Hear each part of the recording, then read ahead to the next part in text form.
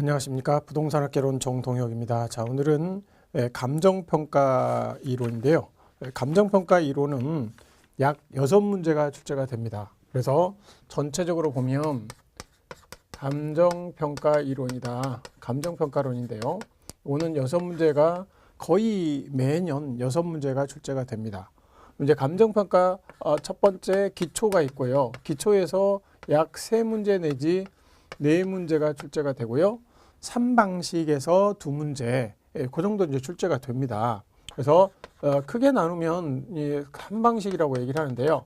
이 3방식은 요게 이제 여기에 가격 공시 제도가 하나가 가격 공시 제도, 가격 공시 제도다 이런 얘기죠. 그래서 요게 이제 돼 있어서 요게 한 문제 정도 이렇게 출제가 됩니다. 그리고 얘가 한 문제가 나오면 3방식에서 약 2문제 정도 출제가 되겠고요. 얘가 2문제가 나오면 여기가 한 문제가 출제가 되겠죠. 어쨌든 이렇게 둘이 합쳐서 3문제다 이렇게 이제 보시면 되겠고요. 여기도 이제 4문제가 출제가 돼요. 만약에 여기가 4문제가 출제가 되면 여기서 2문제 정도가 출제가 되고요. 최근에는 3방식이 그리 많이 출제되지 않는 그런 것이다. 근데 가격 공시 제도는 꼭 한 문제 이상은 출제가 된다. 이렇게 이제 정리를 하시면 되겠고요.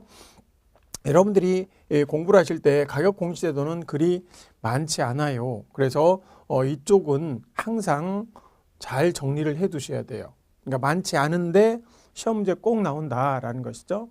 그리고 특히 올해 같은 경우는 이게 개정이 돼 가지고 이게 올해서부터 이제 우리가 시험 내 범위에 들어오기 때문에 작년까지는 안 들어왔었거든요.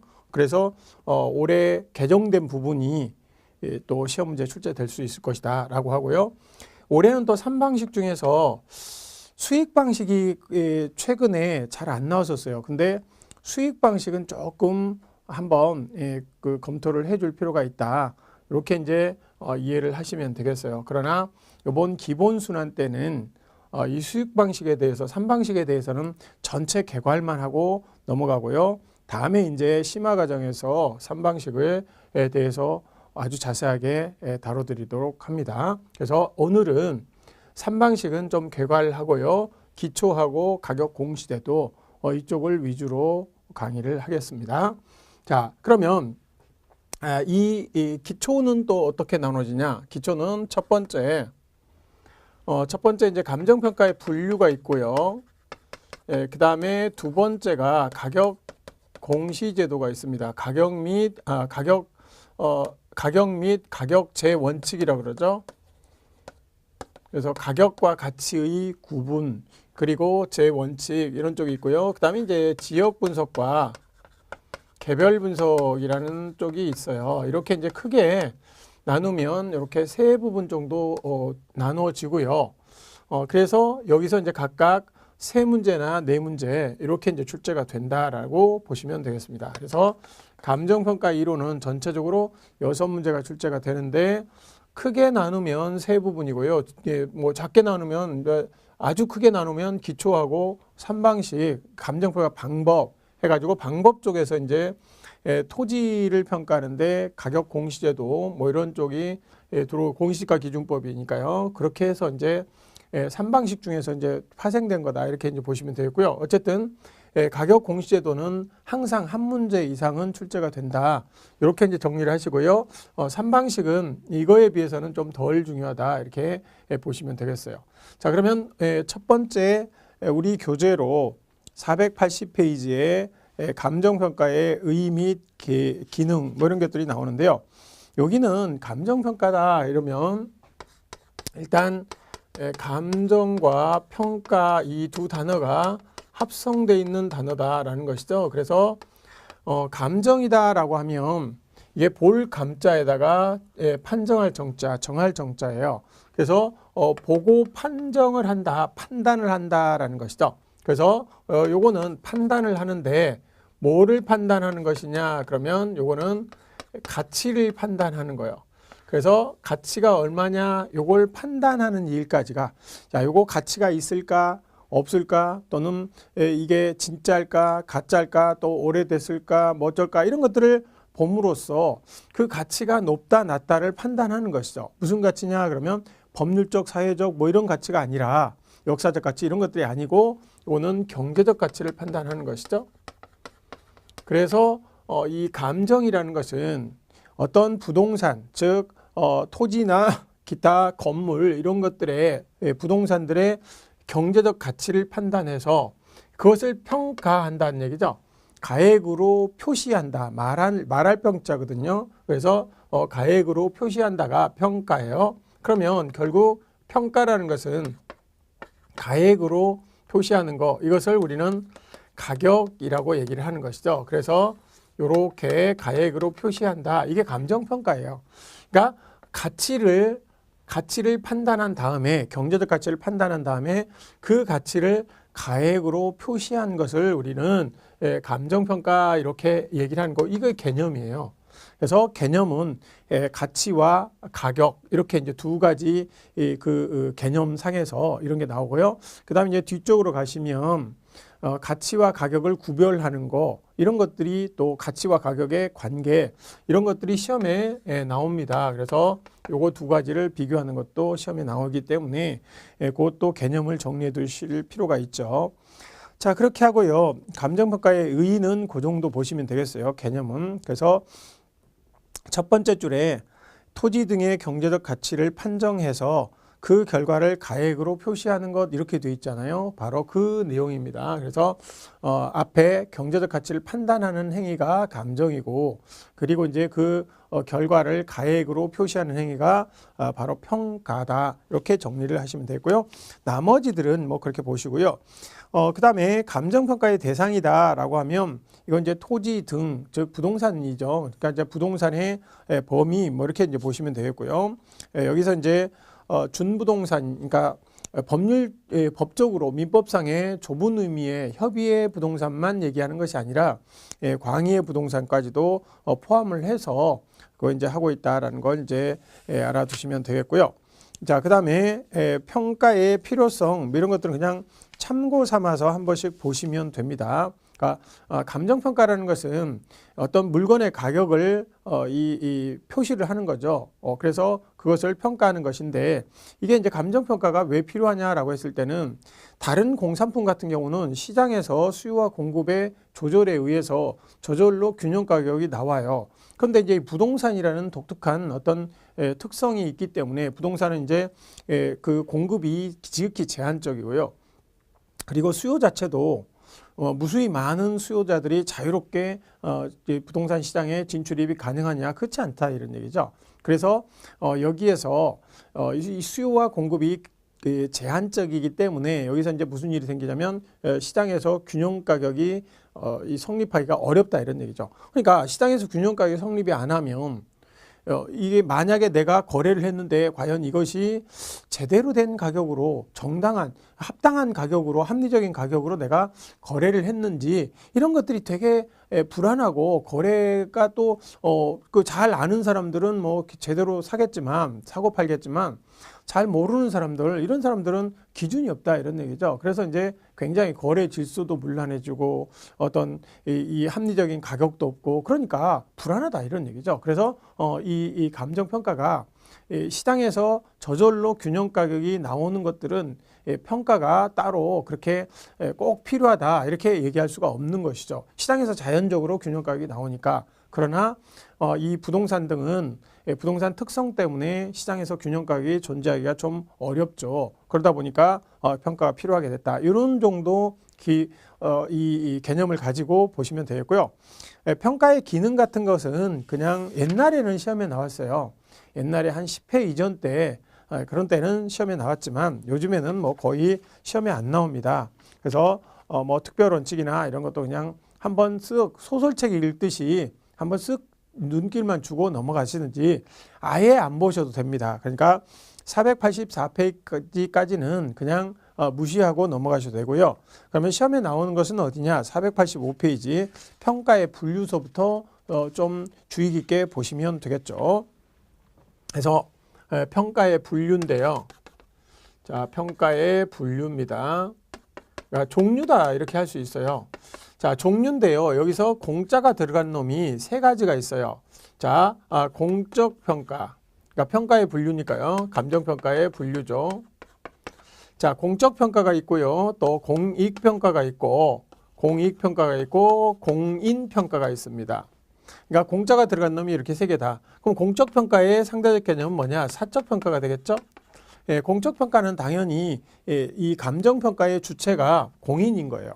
그러니까 정부나 또는 지자체 뭐 이런 공공단체에서 공공기관에서 주체로 이 감정평가를 한다. 그러면 공적평가예요. 그리고 이제 은행이나 또는 회사나 개인이나 이런 사람들이 주체가 돼서 하면 사적평가가 되겠죠. 자, 그다음에 공익을 위한 것이냐, 그러면 사익을 위한 것이냐, 이게 갈리겠죠. 이건 뭐 쉽게 정리할 수 있어요. 그러니까 국민 전체의 이익이냐 또는 국가적인 이익이냐 이런 것들이 공익이죠. 그러니까 평가를 하는 그런 목적이 공익을 위한 것이냐 또는 사익을 위한 것이냐 이렇게 나눌 수 있고요.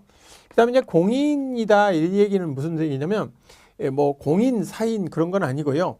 공인이다 그러면 공적으로 인정된 평가예요. 공적으로 인정이 되려면 이 평가하는 사람이 공인 자격증이 있어야 되겠죠. 그래서 평가사가 평가를 하면 공인평가라고 얘기를 하고요. 평가자가 아니다 그러면 비공인이겠죠. 공인이 아니니까 비공인이다 이렇게 이런 말들은 없지만 어쨌든 공인평가다 공인평가가 아니다 이렇게 나눠지겠죠. 그래서 우리 교재로는 1번과 2번에 공인평가, 공적평가 이렇게 이제 두 가지가 나오고 있고요. 그 다음에 이제 나머지 공자가 들은 놈이 세 개고요. 그 다음에 나머지는 필수평가가 있겠죠. 그리고 임의평가. 자, 필수평가는 어떤 일이 상황이 닥치게 되면 반드시 평가를 해야 되는 평가 이런 것들이 필수평가가 되겠죠. 그리고 임의평가는 해도 되고 안 해도 되는 이런 선택사항이 있는 것이죠. 그러니까 내가 매매를 한다. 예를 들어서 그러면 매매를 하면 평가를 꼭 해서 매매를 해야 됩니까? 아니죠. 그래서 이런 경우에는 이미 선택사항이다. 내가 해도 되고 안 해도 된다. 그러나 매년 1월 1일이 되면 뭐 토지나 주택가격 이런 것들은 그 조사를 해서 가격을 공시해 줘야 됩니다. 그래서 이제 그 1월 1일이 됐을 때 그때 가격 공시제도의 상에 나오는 토지 가격 또 이 주택 가격 또는 비주거용 가격 이런 것들은 반드시 평가를 해야 된다. 또 법원에서 경매를 해야 된다라고 하면 법원의 경매, 최저 경매 경락 가격 이런 것들은 평가를 통해서 해줘야 되거든요. 그래서 그런 것들은 그런 상황이 닥쳤을 때 반드시 해야 되는 평가 그런 것이죠. 그래서 필수평가라고 얘기를 합니다. 그 다음에 법정평가다. 그러면 필수평가는 대부분 법정평가입니다. 법으로 그 절차나 방법이 정해진 평가. 법정평가죠. 그럼 이제 법정평가가 아닌 것은 뭐라 그러냐? 비법정이라고 그러겠죠. 근데 이런 말들은 없어요. 그냥 이 법정평가만 있고 법정평가냐 아니냐 이렇게 아까 공인평가가 공인이냐 아니냐 뭐 이렇게 하듯이 그런 정도 이제 보시면 되겠어요. 그래서 이 강제성 여부에 따라서는 필수평가, 임의평가가 있고요. 그다음에 평가 목적에 따라서는 공익, 사익으로 나눈다라는 것이죠. 그 다음에 486페이지 보시면 거기에 현황평가와 조건평가가 나오고요. 기한부평가, 소급평가 이게 나옵니다. 자, 일단 여기서 현황평가와 조건부평가 이것은 뭐냐면 현황평가라는 것은 있는 그대로 평가를 하는 거예요. 지금 어떤 조건을 붙이지 않고 있는 현황 그대로 놓고 평가를 하는 것이다. 이게 현황평가가 되겠어요. 그리고 조건평가는 무슨 조건이 어떤 조건이 붙어서 평가하는 거죠. 이러이러하다면 그러면 가격이 얼마다. 그러니까 뭐 도로가 난다면 도로가 계획도로가 난다면 가격이 얼마다. 또는 분양이 다 완료가 된다면 그때 얼마다. 그러니까 완공이 된 뒤에 가격이 얼마다. 뭐 이런 식으로 뭔가 조건이 붙으면 무슨 조건이든 관계없이 조건이 붙으면 조건평가고요. 그 다음에 있는 그대로 조건 안 붙여서 현황, 지금 현재 상태 그대로 놓고 평가를 하게 되면 그게 이제 현황평가입니다. 그래서 이제 현황 기준으로 평가할 때는 거기 이제 감칙 6조에 그렇게 나와 있죠. 평가는 감정평가는 기준 시점에서 이용 상황 및 대상 물건의 이용 상황 및 공법상 제한을 받는 상태, 현재 있는 상태, 그러니까 어떤 제한을 받으면 제한을 받는 상태 그대로 평가를 하는 것이 그것이 원칙이다라는 것이죠. 자, 그런데요, 이때 그 2항에 다르게 실제와 다르게 가정, 이게 이제 조건을 붙이는 거죠. 또는 특수한 경우로 한정하는 조건, 이런 것들을 붙이는 경우가 있는데요. 이게 이제 조건을 붙여서 평가를 할 수도 있다라는 거죠. 그러니까 현황대로 평가를 해야 되는데 그렇지 않고 조건을 붙여서 평가하는데요. 그게 조건 평가를 이 규정을 하고 있는데 그게 세 가지입니다. 하나는 법령에 규정이 있는 경우, 이런 경우에는 할 수 있다. 그 486페이지고 보충학습에 보시면 됩니다.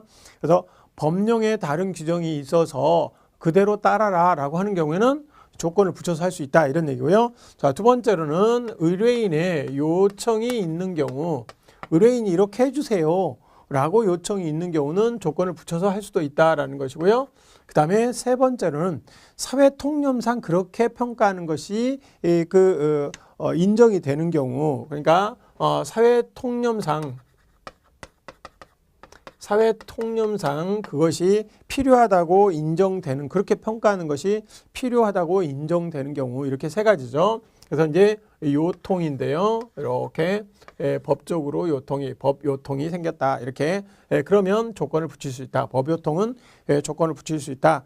이제 참고로 알아두시면 되겠어요. 그래서 현황 평가는 있는 그대로 평가를 하는 것인데 우리가 이제 현황으로 하지 않고 조건을 붙여서도 평가를 할 수 있는데 그런 경우가 세 가지를 규정을 하고 있다라는 얘기예요. 그래서 6조에서 그렇게 이제 정의를 하고 있다.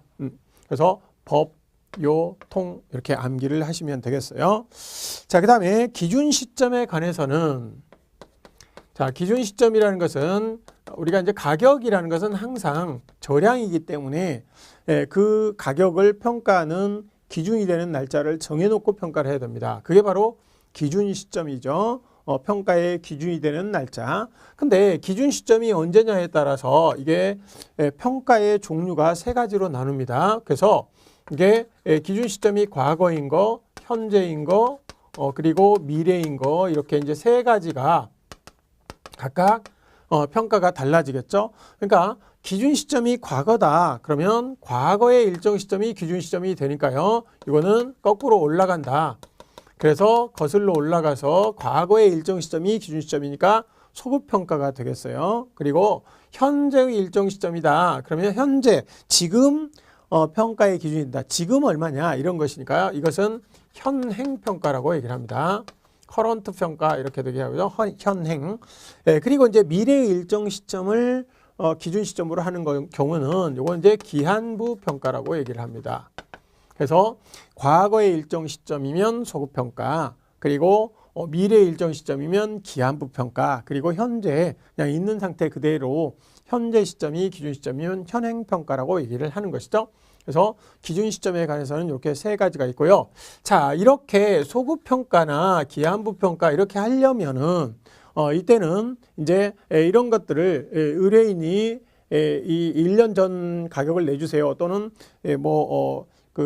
입주가 끝났을 때 가격을 내주세요. 뭐 이런 식으로 어떤 과거나 미래 이런 것들을 기준으로 해가지고 평가를 해주세요라고 의뢰를 하는 경우에는 그 시점에 가격 조사가 가능한 경우, 그러니까 이렇게 소급 평가를 하거나 기한 평가를 할 때는 가격 조사가 가능한 경우에 한해서 이것을 소급 평가나 이게 다른 시점을 평가할 수 있다. 그래서 487페이지 그 위쪽에 보충학습, 그거는 꼭 기억을 해주시기 바랍니다. 보충학습에 3번 지문 있죠? 3번 지문. 기준 시점을 미리 정하였을 때에는 그 날짜에 가격 조사가 가능한 경우에만 기준 시점으로 할 수 있다. 그 날짜를 기준 시점으로 할 수 있는 것이죠. 그러니까 예를 들어서 1년 전 가격을 구해주세요 라고 했는데 1년 전 가격을 조사할 수가 도저히 없다. 그러면 그 날짜를 기준점을 할 수가 없는 거죠. 그랬을 때는 의뢰를 맡지 말아야 되는 거죠. 그래서 그런 것들 정리를 꼭 해두시고요. 자, 그 다음에 평가사의 전문성에 따라서는 1차 수준, 2차 수준, 3차 수준 이렇게 나눠주겠죠. 1차, 2차, 3차 수준의 평가 이렇게 됩니다. 3차 수준은요, 감정평가사가 하는 평가죠. 즉 공인평가는 3차 수준, 가장 전문성이 높은 그런 것이고요. 1차 수준은 일반인들이 하는 것이고요. 2차 수준은 그건 이제 부동산을 일상업으로 하는 자가 하는 평가죠. 그러니까 감정평가사보다는 좀 전문성이 떨어지지만 일반인보다는 전문성이 조금 있는 이제 그런 분들이 하는 평가가 2차 수준이죠. 자, 그 다음에 소속 참모평가와 수시평가가 있죠. 자, 참모평가는요, 자기가 소속된 기관을 위해서 하는 평가죠. 그러니까 한국감정원 소속 감정평가사가 있다. 그럼 이제 감정원에 들어온 어떤 의뢰 물건을 평가를 해준다. 그러면 자기 소속된 감정원을 위해서 평가를 하잖아요. 그런 경우에는 참모평가라고 얘기를 합니다. 자, 그리고 수시평가다. 그러면 수시평가는요, 대규모 공단 등을 평가를 할 때 그때 이제 이런 것들이 수시평가는 일시적으로 여러 각 분야의 전문가들이 일시적으로 모여가지고 하는 평가, 이런 것들은 이제 수시평가라 그러죠. 그러니까 이제 공단을 평가한다 그러면 기계 전문가, 토지 전문가, 공장 전문가, 뭐 특허 전문가, 뭐 이런 사람들이 모여서 이렇게 하는 일시적인 평가가 되겠죠. 자, 그렇게 하고요. 그 다음에 개별평가, 일괄평가, 구분, 부분, 이렇게 네 가지 평가가 있는데요. 이건 이제 감정평가상의 규칙상에 있는 겁니다. 그래서 이제 감정평가 규칙 제7조에 보면 개별평가, 그 다음에 일괄평가, 그 다음에 구분평가, 그리고 부분평가, 이렇게 이제 네 가지 평가가 있는데요. 자, 개별평가다 그러면 일물에 대해서, 하나의 물건에 대해서 일평가를 하는 거, 이런 것들이 이제 개별 평가가 되겠어요. 그러니까 물건이 하나가 있으면 평가를 한 번 하는 거, 이런 것들은 이제 개별 평가라고 얘기를 하고요. 그다음에 일괄 평가다라고 하면 이게 이제 원칙이죠. 개별 평가가 원칙이죠. 그러니까 평가는 물건마다 개별로 하여야 한다. 이게 하여야 한다잖아요. 의무적으로 그렇게 해야 된다라는 거예요. 그러나 이제 이런 것들은 예외죠. 자, 이것은 두 개의 물건이 있는데 평가를 한 번만 하는 것이죠. 이런 것들은 이제 예외인데요. 예를 들어서 우리가 이제 토지가 있는데 이 토지 위에 이렇게 주택이 있다라고 했을 때 이 토지와 주택은요, 두 가지가 따로따로 별도의 이런 별개의 부동산이죠. 근데 이놈들이 거래가 될 때는 따로따로 거래가 되는 게 아니라 이렇게 통째로 거래가 되더라, 이런 얘기죠. 일괄해서 거래가 되거나, 그러니까 토지 따로 건물 따로 이렇게 팔리는 게 아니라 주택을 팔 때 부속 토지도 포함해서 사고 팔리더라. 그러니까 당연히 이런 것들은 이 일괄로 이 거래가 되고 일괄로 평가를 할 수밖에 없겠죠. 그래서 이 두 개 이상의 물건이 용도상 뗄래야 뗄 수 없는 불가분의 관계가 있다. 그러면 그러면서 용도상 아주 밀접한 관계가 있고 이들이 서로 이 뗄래야 뗄 수 없는 관계가 있고, 그리고 일체로 거래가 된다. 그럴 때는 당연히 평가를 일괄로 평가할 수 있다는 얘기죠. 자, 구분평가는요, 요거는 이제 하나의 물건인데 이때 이 가치가 틀려. 가치가 틀린 부분이 하나의 물건이요. 그러면 이때는 평가를 두 번 할 수 있다는 거죠. 두 평가를 해가지고 따로따로 합산하면 되겠죠. 자, 예를 들어서 이렇게 도로가 이렇게 있는데요. 이때 이제 이런 자루형 토지 같은 게 있다. 그러면 자루형 토지는요, 이쪽 부분과 하나의 필지지만, 하나의 물건이지만 A 부분과 B 부분의 이 가치가 틀립니다. 그래서 이 A 부분 같은 경우는 예를 들어서 이 도로에 접해 있으니까 요거는 주변 토지가 100원이다. 그러면 얘도 100원 이렇게 평가할 수 있겠죠. 그러나 이 B 부분의 이 토지는 주변 토지가 100원이면요, 이거는 100원을 다 받을 수 없어요. 왜냐면 맹지처럼 뒤에 좁은 부분이 있잖아요. 그래서 맹지처럼 평가를 하는 것이죠. 그래서 이제 요거는 단가를 60원 정도만 평가를 한다라는 거죠. 그럼 여기다가 이제 A 부분의 면적을 곱하고 여기다가 B 부분의 면적을 곱해서 단가를 따로따로 적용을 해서 이거 구하고 해서 합산하면 평가를 두 번 했잖아요. 이런 식으로 평가하는 것이 바로 구분평가예요. 그러니까 구분평가는 조건이 있죠. 하나의 물건은 하나의 물건인데 이게 뭐 전후면 가치가 틀리든지 아니면 자료용 토지의 그 A 부분과 B 부분처럼 이렇게 단가가 틀린 부분이 있을 때는 그때는 쪼개서 구분해서 평가할 수 있다라는 것이에요. 그래서 이런 것들이 이제 전후면 토지랄지 산지와 인목을 구분한다 할지 뭐 이런 식으로 평가를 하는 것이죠. 자, 부분 평가는요. 이거는 하나의 물건으로 일체로 되고 있는데 자, 이렇게 돼 있는데요. 자, 이때 이렇게 도로가 난대요. 그러면 일체로 이용되고 있는 것은 일물이니까 일평가하는 게 원칙이죠. 그런데 도로가 이렇게 나면 이 빗금친 부분만 수용을 하는 것이죠. 전체를 다 수용하는 거 아니잖아요. 그래서 이 부분만 평가를 하면 되는데 우리가 이제 개별평가나 일괄평가나 구분평가 이렇게 세 가지만 있으면 이 부분을 평가할 수 있는 방법이 없는 거예요. 그래서 이 부분을 평가하기 위해서 일부분을 평가할 수 있게끔 이렇게 한 게 부분평가예요.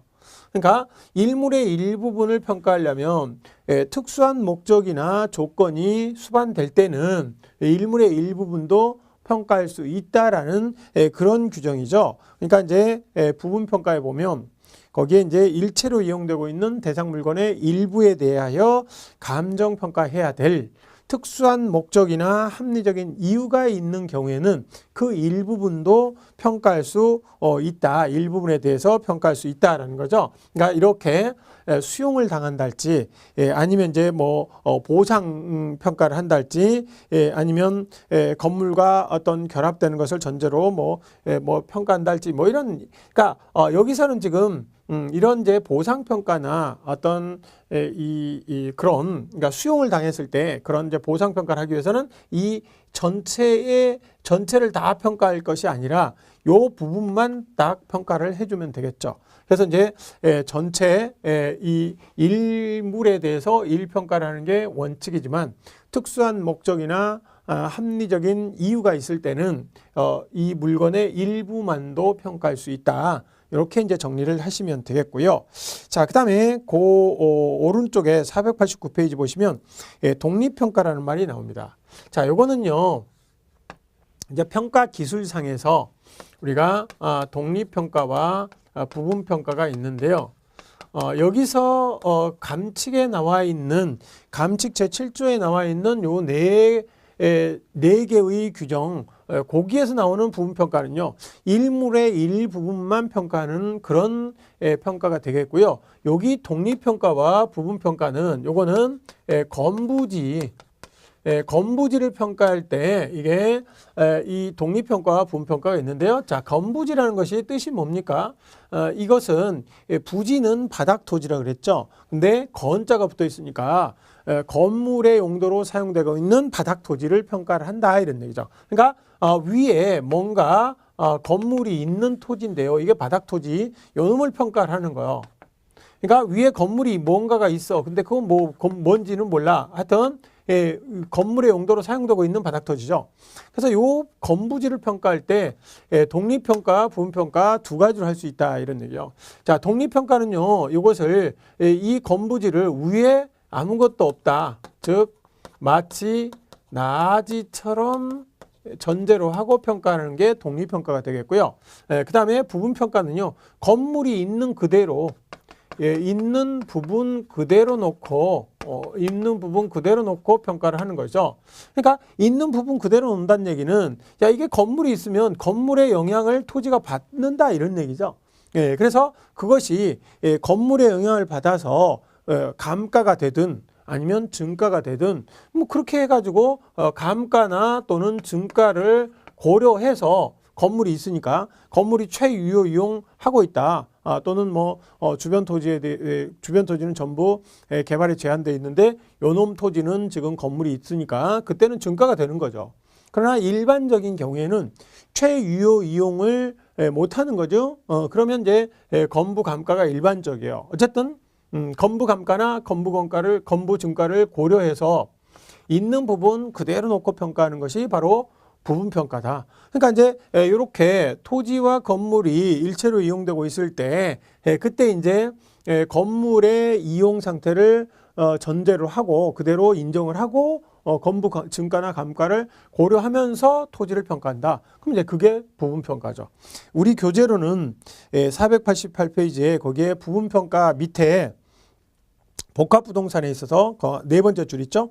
복합부동산에 있어서 건물과 결합하여 이용되는 것을 전제로 한 토지만을 평가하는 경우 이게 부분평가다 그랬는데요. 사실은 요 부분평가는 그게 아니고요. 지금 그 부분은 요거예요. 요거. 그러니까 건부지라는 것은 위에 이제 토지 이렇게 있으면 요 토지를 평가하는데 요거 상태를 그대로 인정하면서 평가하는 것이 요게 요 부분 평가입니다. 건부지를 평가하는 것이죠. 그래서 그렇게 이제 정리를 하시면 되겠고요. 이 7조에 나와 있는 부분 평가는 이렇게 토지의 일부를 평가하는 거 요것만 얘기를 하는 겁니다. 그래서 그 정도 보시면 되겠습니다. 어쨌든 여기서는 기준 시점에 관한 것과 현황평가 요거 이제 좀 주의를 하세요. 현황평가가 원칙인데 조건을 붙여서 할 수 있는 경우가 세 가지가 있다. 법 요통이라고 했죠. 그거 알아두시고요. 그 다음에 여기 감칙 제7조에 있는 7조 조문 7조에 있는 개별 일괄 구분 부분 요런 이제 평가 알아두시고 이 또 건부지를 평가할 때는 독립평가와 부분평가 있다. 이런 정도 정리를 하시고요. 공짜가 들어가는 거 세 가지 있다. 공적, 공인, 공익 평가가 있다. 그리고 이제 필수평가나 법정평가는 거의 필수평가는 거의 법정평가죠. 이런 것들도 이제 알아두시면 되겠어요. 그래서 기본적으로 이런 것들이 나중에 이제 믹스가 돼서 시험 문제 출제가 되는 거예요. 이게 뭐냐, 뭐 참모평가가 뭐냐 이렇게도 나올 수도 있지만 어떤 상황을 주고 법원에서 뭐 의뢰를 했을 때 그때 그것이 필수평가냐 뭐 무슨 평가냐 또 공적평가냐 뭐 사적평가냐 이런 식으로 여러 가지를 믹스해서 물어볼 수 있으니까 그럴 때는 이제 그것들을 여러분들이 이 기본 개념을 가지고 같이 생각을 해봐야 됩니다. 그래서 이건 믹스해서 문제가 나올 가능성이 많다. 물론 따로따로 나올 수도 있어요. 각각 독립평가가 뭐냐, 뭐 부분평가가 뭐냐 이런 것들 물어볼 수 있다. 자, 다음에 491페이지 부동산 가격 이론입니다. 이 가격 이론이라는 것은 일단 가치와 가격의 구별로부터 시작이 됩니다. 그러니까 보통 가격이라는 것은 시장에서 지불된 금액이 되겠고요. 가치는 그 물건이 가지고 있는 줄 수 있는 효용이죠. 효용 그것을 이제 이 가치로 판단을 하는 것인데요. 자, 어떤 물건이 가지고 있는 그 가치가 일회성이다. 그러니까 한번 쓰면 없어져 버린다. 그럼 당연히 가격도 그 가치에 대비해서 1대1로 가치가 높으면 가격이 높을 거예요. 그런데요, 내구성이 있는 재화다. 그러면 내구성이 있는 재화는 장래 편익들이 계속해서 발생을 하잖아요. 한 번만 발생하는 게 지금 당장만 발생하는 것이 아니라 그러니까 빵 같은 경우는 한 번 소비하면 끝이잖아요. 그러니까 내가 먹었을 때 그 효용이 한 번만 발생하고 마는 거예요. 그러니까 이제 그 효용에 대해서 이 가격을 지불을 할 텐데 그러나 부동산 같은 경우는 뭐 한 10년, 20년 계속해서 이 수익을 발생하는 거잖아요. 그런 경우에는 이 수익을 예측하는 것도 사람마다 틀릴 것이고 그다음에 그놈들을 할인하는 것도 할인율도 틀릴 것이고 그러니까 이 가치라는 것이 상당히 보는 사람의 각도에 따라서 그것이 다르게 판단할 수가 있는 것이죠. 그래서 이 가치라는 것은 그대로 시장에서 형성된 가격이 그 가치를 고스란히 정확하게 반영할 수도 있지만 또 그렇지 않을 수도 있거든요. 그래서 가치는 여러 가지 개념이 있기 때문에 시장 가격이 가치를 그대로 반영하고 있다. 이렇게 항상 얘기할 수는 없다. 이런 얘기죠. 그래서 원래는 비내구재 같은 경우는 내구성이 없는 재화는 가치와 가격이 거의 일치한다. 이렇게 얘기하지만 우리가 이제 부동산이잖아요.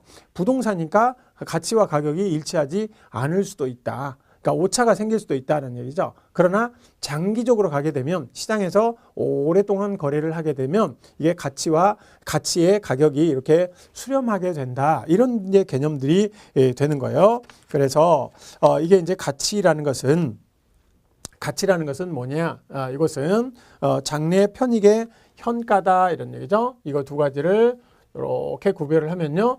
자, 첫 번째 가치라는 것은 뭐냐? 이것은 장래 편익, 어떤 부동산이 장래 편익을 나한테 줄 수 있는 거죠. 요놈의 장래 편익의 현가, 그러니까 장래에 발생할 수 있는 편익들이 계속 발생할 수 있는데 그걸 전부 현재 가치로 환원한 값, 그게 바로 장래 편익의 현가죠. 그게 가치다 이런 얘기죠.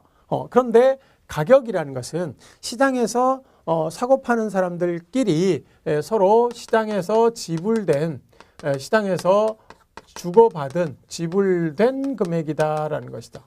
그러니까 시장에서 실제로 매도자 매수자 간에 주고받은 금액, 거래한 금액이에요. 그러니까 어떤 특정 시점에 딱 가서 거기서 주고받았잖아요. 예를 들어서 이 물건을 100원에 서로 사고 팔았다. 그러면 그것은 과거의 일정 시점이 되는 거예요. 과거의 값이다 이런 얘기죠. 과거의 값이에요. 그런데요, 장래 편익을 현재 가치로 할인해 왔다. 그래서 합쳤다. 그게 이제 가치라 한다면 그 가치는요, 미래의 값이 아니라 미래의 값을 현재 가치로 이렇게 환원을 했으니까 바로 현재의 값이 되겠죠. 그러니까 시점으로 따지면 이놈은 현재의 값이고요. 가격은 과거의 값입니다. 그리고 과거에 실제로 집을 주고받을 때는 그 시점에는 오로지 하나만 존재합니다. 근데 이놈은 현재 시점에서 가치를 판단할 때 그게 미래 수익도 각각 틀리고요. 그 다음에 그걸 할인율도 틀리니까 여러 개가 존재할 수 있어요. 그러니까 현재라는 시점에서도 여러 개, 보는 사람의 각도 또는 목적, 의도 이런 것에 따라서 여러 개가 존재할 수도 있다라는 것이죠. 그래서 이런 것들은 전부 가치는 주관적이다. 사람마다 틀리다라는 거죠. 그러니까 누구라도 수용할 수 있는 객관적인 가치를 이렇게 할 수 있는 사람을 누구라고 하냐면 그 전문가, 가치의 전문가죠. 그건 이제 평가사가 가치의 전문가가 되겠고요. 그 다음에 가격도 이게 이 어떤 물건은 얼마에 거래가 되고 어떤 물건은 얼마에 거래가 되고 이런 것들을 가격에 대해서 정통한 사람이 있겠죠. 그런 사람들은 우리가 중개사라고 얘기를 한다. 그래서 평가사와 중개사 이렇게 둘 간의 가치와 가격 간의 이런 관계가 있다. 이제 그런 것들을 492페이지에 가치와 가격으로 이렇게 두 개를 서로 비교를 하고 있습니다. 자, 그러면 여기서 이제 시험 문제는 어떤 거 이런 거 물론 나올 수도 있어요. 그러나 이 둘 간의 관계가 가치와 가격과의 관계가 상당히 중요합니다. 왜냐하면 이 가치를 판단하는 일이 감정이고요. 그 가치를 가액으로 표시하는 일이 평가잖아요. 그래서 감정과 평가 이 두 단어가 합성어인데요. 이 두 단어를 나눠본 것이 바로 가치와 가격입니다. 그러면 여기서 가치와 가격의 관계는 두 가지로 크게 압축할 수 있어요. 그래서 가치와 가격은요, 일단 가치는 가격의 기초가 됩니다. 이 소리는 뭔 소리냐? 자, 가치가 높으면요. 가치가 높은 것은 시장에서 당연히 가격도 높게 형성이 되겠죠. 가치가 낮은 것인데 가격만 높이 갈 수는 없잖아요. 그래서 가치가 높으면 가격도 높다라는 것이죠. 이게 일반적으로 그래요. 그러나 이 가치가 낮은 것도요. 때로는 시장에서 수요가 많아져 버리면 이게 가격이 확 높아질 수도 있어요. 그러나 일반적으로 가치가 낮으면 가격도 낮고요. 가치가 높으면 가격도 높기 때문에 이게 가치가 가격의 기초가 됩니다. 그러나 가격이 높다 그래서 무조건 가치가 높을까요? 그건 아니죠. 비싸게 팔린다 그래서 가치가 높다. 그런 건 아니다. 이런 얘기죠. 그러니까 이렇게는 성립하지만 거꾸로는 성립하지 않는다라는 게 이제 첫 번째, 가치는 가격의 기초다. 만약에 이게 성립된다면 가격이 높은 것이 가치를 결정한다면 가격이 가치의 기초가 이렇게 돼야 되겠죠. 근데 그건 아니에요. 그래서 요 말이 맞고요. 자, 두 번째로는 가격이라는 것은 시장에서 수요 공급의 조절에 의해서 조절이 됩니다. 아무리 수요나 또 공급이 제한적이라 하더라도 어차피 부동산도 상품이고 시장에서 거래되는 것이기 때문에 수요 공급의 조절에 의해서 조절이 됩니다. 그럼 결국 가치라는 것은 이 가격을 결정하는 기초가 되는데요. 그때 가격은 일시적으로 가치로부터 괴리될 수가 있겠죠. 떨어질 수가 있다라는 거죠. 왜냐하면 시장에서 수요가 많아지게 되면 가치가 별로 많지 않은 것들이다 할지라도 사려는 사람들이 많으면 당연히 가격이 높을 수밖에 없겠죠. 그렇지만 장기적으로 가게 되면 조절에 의해서 가치에 수렴하게 된다. 요런 얘기죠. 그러니까 오랫동안 거래를 하게 되면 가격이라는 것은 결국 가치에 수렴하게 된다. 이것도 시험에 나온 적이 있습니다. 그래서 요거 두 가지는 여러분들이 꼭 잘 알아두셔야 되겠어요. 그래서 492페이지에 괄호 2번 가격의 기초에는 가치가 있다. 즉 가격은 가치를 기초로 해서 형성된다라는 것이고요.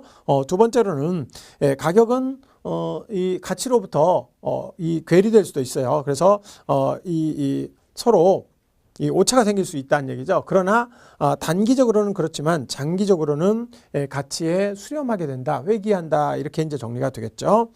자, 그렇게 이제 보시면 되겠고요. 이런 것들은 상당히 중요하니까 이 부분은 여러분들이 꼭 잘 알아두시고요. 자, 그다음에 부동산 가치의 종류들이 쭉 나오는데요. 이 부동산 가치의 종류는 여러분들이 여러 가지가 있다라는 거, 그러니까 가치 다원설이라고 보통 얘기합니다. 그래서 가치의 종류는 투자 가치와 시장 가치, 또 사용 가치와 교환 가치. 그래서 투자 가치는 주관적인 가치죠. 투자자가 느끼는 가치고요. 시장 가치는 객관적인 가치고 시장에서 이 통용되는 가치가 되기 때문에 그렇게 이제 간단하게 정리를 하시고요. 그다음에 사용 가치는 우리가 이제 임대 또는 이렇게 해가지고 사용하는 가치죠. 사용했을 때의 가치가 되겠고요. 교환 가치는 이제 매매되는, 거래되는 그런 가치가 되겠고요. 그 다음에 기타, 보험 가치, 과세 가치, 보상 가치 여러 가지 가치가 있다. 그 정도 보시면 되겠습니다. 자, 그 다음에 494페이지. 거기에 부동산 가격의 특징 그러면 가격과 임료. 그러니까 부동산 평가할 때는 가격을 구하는 경우, 즉 교환 가치를 구하는 경우, 그다음에 임료, 사용 가치를 구하는 경우죠. 그래서 이 가격과 임료 이것은 서로 원본과 과실의 관계다. 그다음에 소유권만 평가하는 것이 아니라 부분 권익들, 기타 권리, 소유권 말고 다른 권리들도 다 따로따로 평가할 수도 있고요. 그 가격이 형성될 수도 있다. 이렇게 이제 정리하시고요. 장기적인 배려하에서 또는 개별적으로 형성되고 지역적으로 각각 다르겠죠.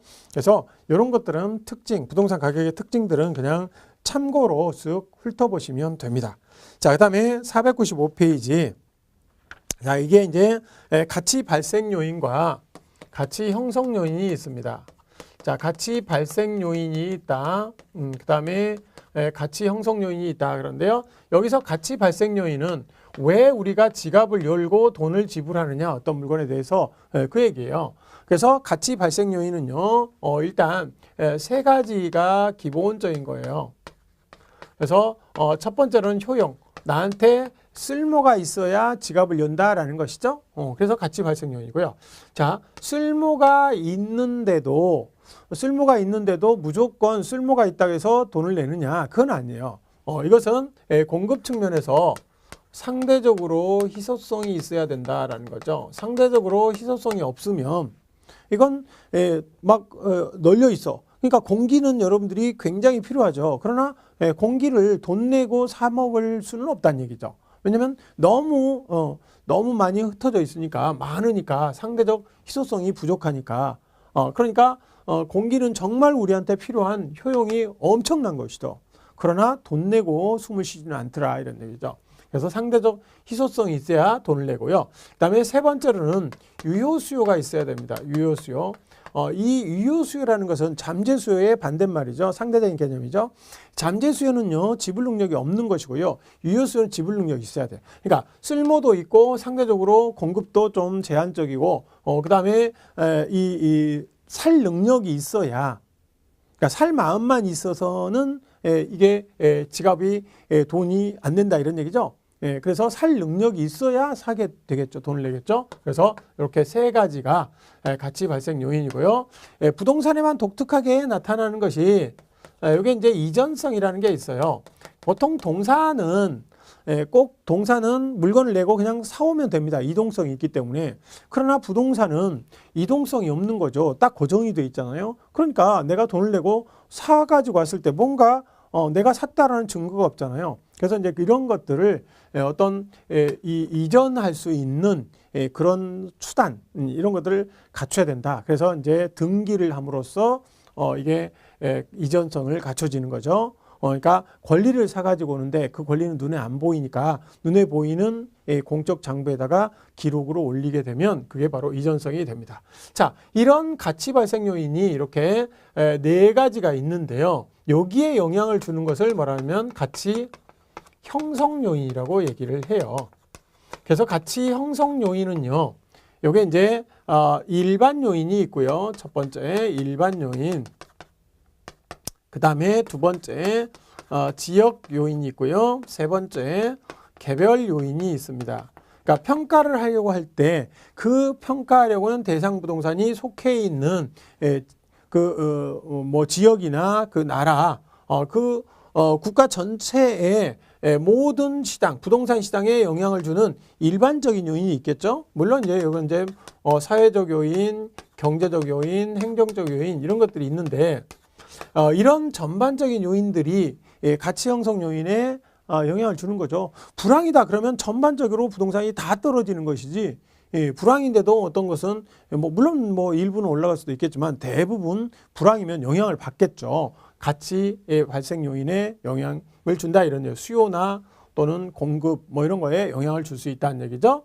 자, 그다음에 지역 요인. 지역 요인은요. 그 평가하려고 하는 부동산이 속해 있는 그런 시장 또는 또 인근 지역 또는 유사 지역